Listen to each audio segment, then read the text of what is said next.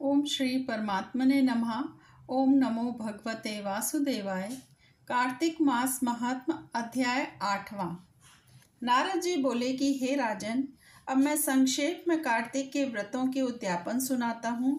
व्रत पूरा होने के फल मिलने और विष्णु भगवान को प्रसन्नता के लिए कार्तिक शुक्ल चतुर्दशी को उद्यापन करें। तुलसी के ऊपर 4 द्वारों का मंडप बनाकर तोरण बंधनवार बांधकर फूल और चमर से सजाएं और चारों द्वारों पर मिट्टी के बने पुण्यशील सुशील जय और विजय द्वारपालों का पूजन करें और तुलसी के पास 4 रंगों से सुशोभित सर्वतोभद्र चक्र बनावें।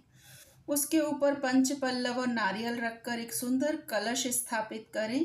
फिर वहां शंख चक्र गदाधारी पीतांबर से युक्त लक्ष्मी सहित विष्णु भगवान की स्थापना करके पूजन करें। व्रती पुरुष मंडल में इंद्रादि को पूजे। द्वादशी को भगवान उठें।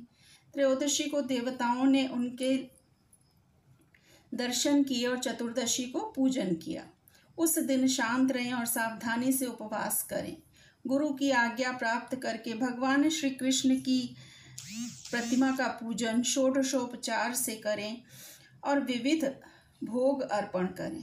प्रातः काल उठकर नित्य नैमित्तिक कर्म करें। पश्चात हवन करें। ब्राह्मणों को भोजन कराएं। धन का लोभ छोड़कर यथाशक्ति दक्षिणा देवें। ऐसे इस वैकुंठ चतुर्दशी को उपवास करें, वह वैकुंठ पावें।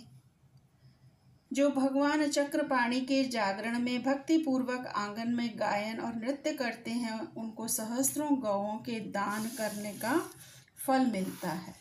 जो वासुदेव भगवान के सम्मुख भजन कीर्तन करता हुआ जागरण करता है और उनकी लीलाओं का पाठ कर वैष्णवों के मन को आनंद देता है, वृथा प्रलाप नहीं करता है, उसका पुण्य दिन दिन कोटि तीर्थ के समान होता है। तदंतर पूर्णमासी के दिन एक ब्राह्मण को निमंत्रण दें। इसी दिन भगवान विष्णु मत्स्य रूप हुए। मत्स्य रूप में उन्होंने अवतार लिया। अथवा उनको प्रसन्न करने के लिए इस तिथि में उन ब्राह्मणों को खीर आदि अन्न का भोजन करावें।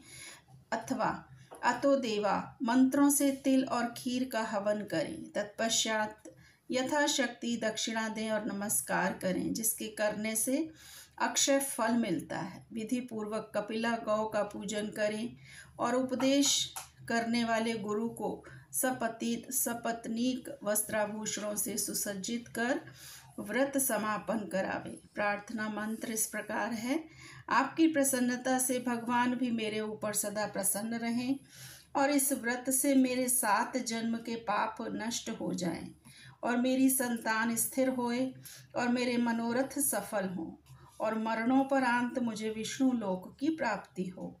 ऐसे उन ब्राह्मणों से समापन व्रत करा के और प्रसन्न कर पूजा की सामग्री गौ के समेत गुरु आचार्य को निवेदन करें। ऐसी सम्यक रीति से कार्तिक का व्रत करने वाला संपूर्ण कामनाओं से युक्त पाप रहित होकर संपूर्ण तीर्थों का करोड़ों गुना फल प्राप्त कर विष्णु भगवान के समीप चला जाता है। भक्ति सहित कार्तिक का व्रत रखने वाला धन्य है, वही सदा पूज्य है। कार्तिक के उपवास के भय से देहस्थ सब पाप कांपने लगते हैं। जो कार्तिक महात्म्य को भक्ति पूर्वक सुनते हैं अथवा वैष्णवों के आगे कहते हैं, वे दोनों ही उत्तम फल प्राप्त करते हैं और उनको सब सुख प्राप्त हो जाता है। ओम नमो भगवते वासुदेवाय। श्री कृष्ण अर्पणम अस्तु।